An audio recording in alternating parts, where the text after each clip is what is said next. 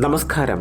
Indian സായുധ സേനകളുടെ ശക്തി കൂട്ടിക്കൊണ്ട് നേവിയിലേക്ക് INS ദുശീൽ കമ്മീഷൻ ചെയ്തതിന് പിന്നാലെ വ്യോമസേനയ്ക്കായി 12 പുതിയ സുഖോയ് 30 MKI വിമാനങ്ങളും ആർമിക്കായി 100 വജ്ര K9 പീരങ്കി തോക്കുകളും വാങ്ങാൻ കേന്ദ്ര സർക്കാരിൻ്റെ അംഗീകാരം.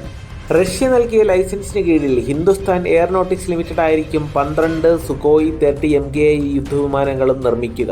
62.6% തദ്ദേശീയ ഘടകങ്ങളാണ് യുദ്ധവിമാനങ്ങളുടെ നിർമ്മാണത്തിനായി HAL ഉപയോഗിക്കുന്നത്. ഇത് ആത്മനിർഭർ ഭാരത് എന്ന ലക്ഷ്യത്തിലേക്കുള്ള ഒരു ചവിട്ടുപടി കൂടിയാണ്. HALന്റെ നാസിക് ഡിവിഷനിലായിരിക്കും സുഖോയ് യുദ്ധവിമാനങ്ങൾ നിർമ്മിക്കുന്നത്. ഇന്ത്യൻ വ്യോമസേനയുടെ നട്ടെല്ലാണ് സുഖോയ് 30 MKI യുദ്ധവിമാനങ്ങളെന്ന് നമുക്ക് നിസ്സംശയം പറയാവുന്നതാണ്.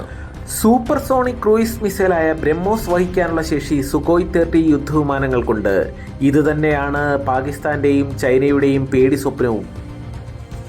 ഒരേ സമയം തന്നെ നിരീക്ഷണത്തിനും പ്രതിരോധത്തിനും Su-30 MKI യുദ്ധവിമാനങ്ങൾ ഇന്ത്യൻ വ്യോമസേനയെ സഹായിക്കുന്നുണ്ട്.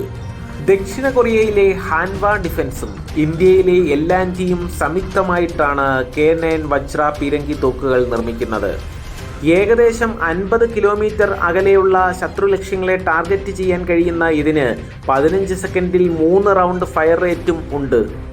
50 ടൺ ഭാരമുള്ള തോക്കിന് 47 കിലോഗ്രാം ഭാരമുള്ള ഷെല്ലുകൾ തൊടുക്കാൻ കഴിയും.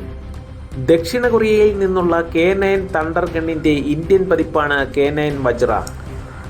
സുഖോയ് യുദ്ധവിമാനങ്ങളും K9 വജ്ര പീരങ്കി തോക്കുകളും വാങ്ങുന്നതിന് വേണ്ടി 21,100 കോടി രൂപയുടെ 2 കരാറുകൾക്കാണ് കേന്ദ്ര സർക്കാർ അംഗീകാരം നൽകിയത്.